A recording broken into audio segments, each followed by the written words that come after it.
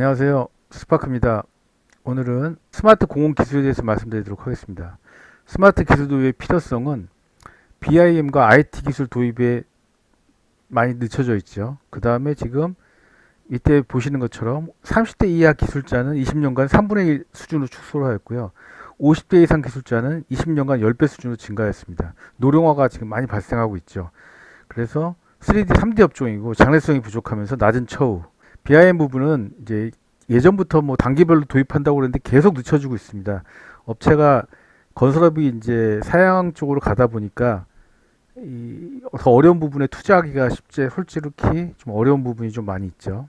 근데 이용적인 측면입니다. 이게 시설물 분야라고 할 수 있는데 지금 뭐 설문조사를 하면은 공원 이용하는 분들한테 설문조사를 하면 당연히 좋다고 얘기하겠죠. 근데 어, 다른 이제 전문적으로 이제 포괄적으로 조사한 조사를 보게 되면은 공원의 노령함이 이용객이 감소하고 있고요. 공원의 노령함이 이용객 감소 문제가 있습니다. 예전에 황사 문제가 있었을 때도 그랬었고요. 이제 코로나 때문에 다시 증가되기도 하고 있지만요. 어쨌든 사회적인 노령화에 따른 공원 노령화가 되고 있고요.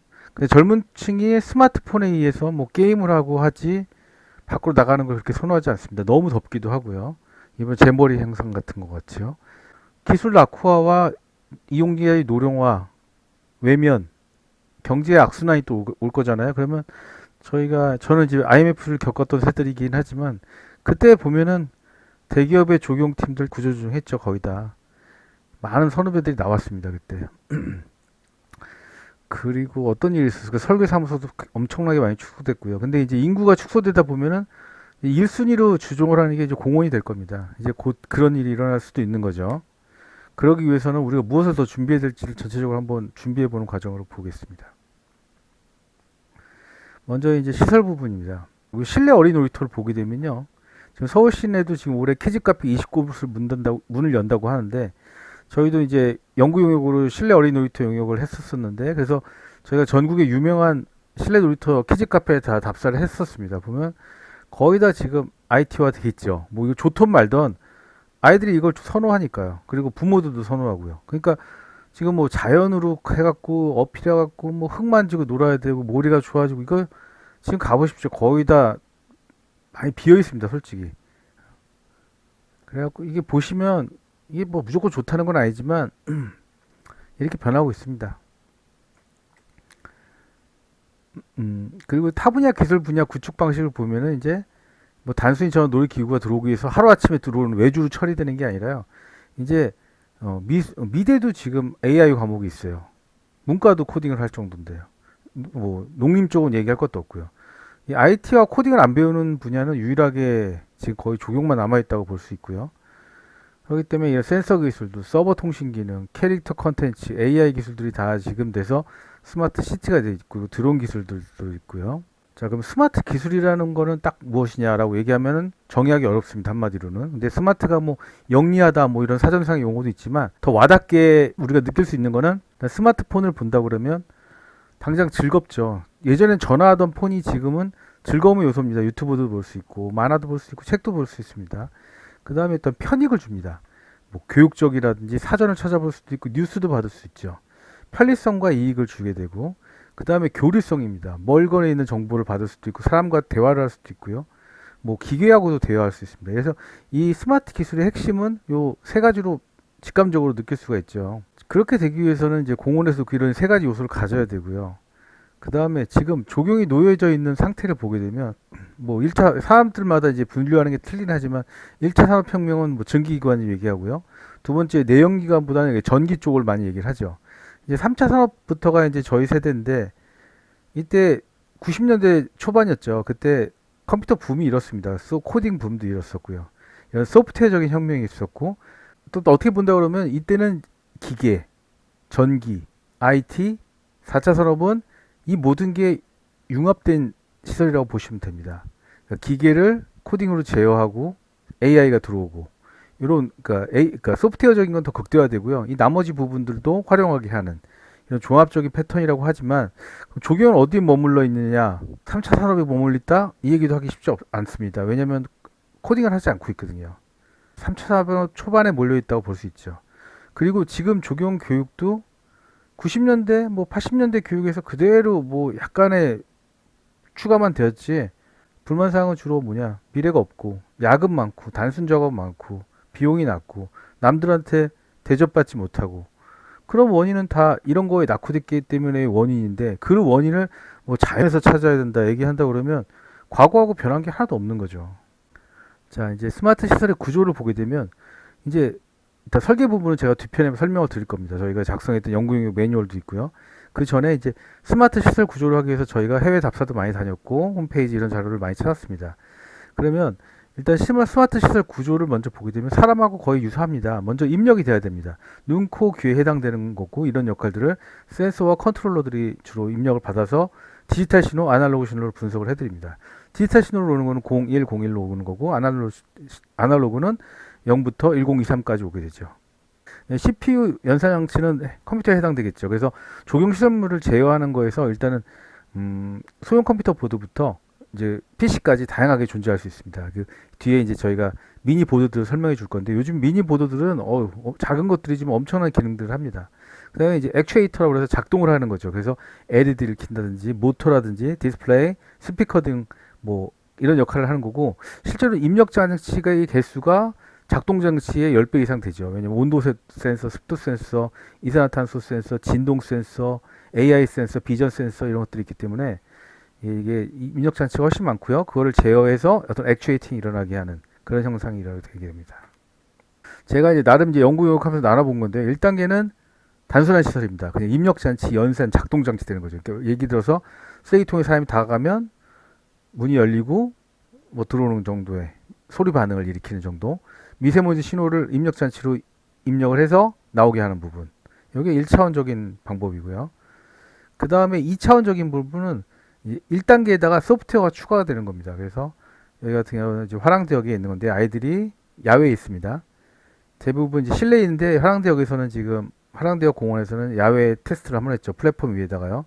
그래서 게임을 아이들이 라이달 센서를 통해서 할 수 있는 게임. 여기 2차 단계라고 할 수 있고요. 3차원은 이제 2단계 플러스 BIM 모델을 넣어서 들어가서 경험을 하는 겁니다. 이렇게요. 이렇게 해갖고 어떤 실제 어떻게 보면은 가상으로 만든다 그러면, 여기는 이제 조경은 야외이기 때문에 되게 이제 실질적인 모습으로 하죠. 이건 트럭 시뮬레이터인데요. 이런 형태로 만드는 거고, 이제 4단계라고 그런 거는 이제 IoT, 여기 3단계에다가 IoT 기능하고 서버 기술이 들어가가지고 통신도 하고, 뭐 말하자면 게임의 현실판이고, 이제 싱가포르의 도시 디지털 트윈 뭐 이런 형태가 되는 게 이제 4단계라고 볼 수 있습니다. 1단계 한번 보실게요. 간단하게요. 이거는 이제 소리가 들었을 때 소리를 이제 사운드 센서로 읽어드리고요. 앰플리피어로 분석을 해서 헤르츠로 나누고 이제 LED로 반영하게끔 하는, 어떻게 보면 이제 기술 공개 다 돼 있는 이런 기술이라고 볼 수 있죠. 이게 앰플리피어죠. 그다음 뭐 3D 프린트 모형 제작하는 수준, 이 정도가 이제 1단계라고 볼 수가 있고요. 이것도 1단계죠. 어떻게 빛을 바라보고 해바라기가 움직이게 되는 것들이죠. 그러니까 이런 시설들이 어떤 게 있냐면, 태양광 시설들이 태양광 발전을 할 때 태양광 보드가 빛을 따라가면서 효율을 올리는 이런 형상을 하는 것들이고요. 1단계라고 볼 수 있는 것들인데, 이것도 뭐냐면 트랙에다가 LED를 설치를 해서요. 달리기를 할 때 뭐 나는 2km, 시속 2km로 달리는 빛, 3km, 뭐 4km 해서 자기 체력에 맞는 빛으로 이렇게 달릴 수 있게 하고, 운동기구도 속도에 따라 색깔을 변하게 할 수 있는, 그래서 운동량을 좀 더 극대화하면서도 편리성을 주고 정보를 주고 뭐 그런 부분이죠. 오버런 하지 않게요. 터치 가벽 같은 경우는 이제 유튜브에 많이 되어 있죠. 터치를 해서 소리도 듣고 정보도 얻고 하는 터치 가벽, 터치 센서가 들어있는 부분입니다. 그래서 공원에도 뭐 이런 부분들이 가능하죠. 이렇게 갖고 설치하는 방법들이. 이것도 다 1단계 시설입니다. 이거는 이제 뉴욕에 있는 사례죠. 핀터레스트에도 많이 있고요. 움직였을 때요, 이 자이로스코프 센서를 통해서 기울기를 계산해서 어떤 액션, 빛의 액션을 보여주는 거고, 이건 업그레이드 단계로 빛과 함께 메트로놈 같은 원리죠. 음악을 연출하는 그런 효과를 보여주는 거고요. 이건 회전 무대인데, 회전을 하게 되면 모형으로 만든 거죠. 회전 센서가 입력을 받아서 레코드판 같이 음악을 틀어주는 겁니다. 그 다음에 이제 2단계죠. 이것도 스마트폰 앱으로 여기 야외 공연장을 공연이 없을 때 비어 있잖아요. 이런 부분들을 활용할 수 있게 어떤 난타형 드럼이라든지 피아노, 파이프 오르간 이런 것들을 예약해서 연주해서 빛과 같이 쓸 수 있게 만드는 이런 기술들도 있고요. 그다음에 외국 같은 경우는 이렇게 RC보트가 활성화되어 있어서요. 요즘에 이제 RC보트를 핸드폰으로 연결시켜서 뭐 블루투스 통신이나 이런 방식으로 통해서 이렇게 보트 쇼를 할 수가 있죠. 심지어 이제 GPS 코드를 집어넣으면 드론 쇼 같이요. 이제 배로 할 수 있는 쇼를 벌릴 수 있습니다. RC보트 쇼를 할 수가 있는 것들이죠. 그리고 이제 그걸로 끝나는 게 아니라 수중도 보여줄 수 있고요. 그 다음에 그 EM이라는 약품이죠. 그런 거 투여해서 수질 정화도 할 수 있고 쓰레기도 몰아올 수 있고요. 이런 효과들을 좀 볼 수 있어서 이제 단순 분수보다 이제 분수와 엮여서 같이 연수할 수 있는 이런 것들이 이제 2단계로 할 수 있습니다. 이런 것들은 이제 그 스마트 액자인데요. 한번 유튜브로 한번 보여드리게 되면요.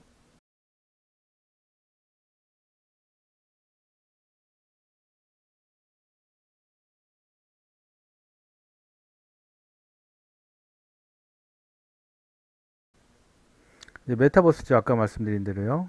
메타버스하고 이런 거고 저희들도 이제 그 7일 동안 기도를 드렸더니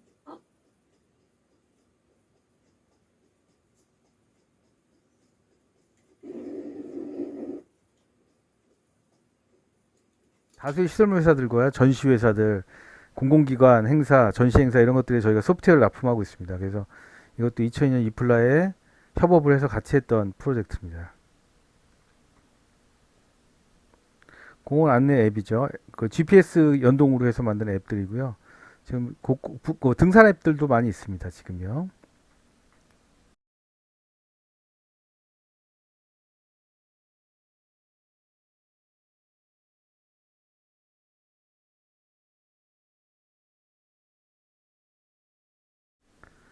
그다음 이제 4단계에 들어가게 되면 이제 AI가 들어가죠. 이제 여기 벌써 시설물로 있는데요. 이 아이들이 그림을 그리면 스캔을 해서 AI 물고기가 이렇게 움직일 수 있는 것들. 그리고 저희도 AI 코드로 해서 물고기들을 많이 개발해 놨습니다. 이게 분리, 평행 이동, 협력 뭐 이런 이론을 해가지고요.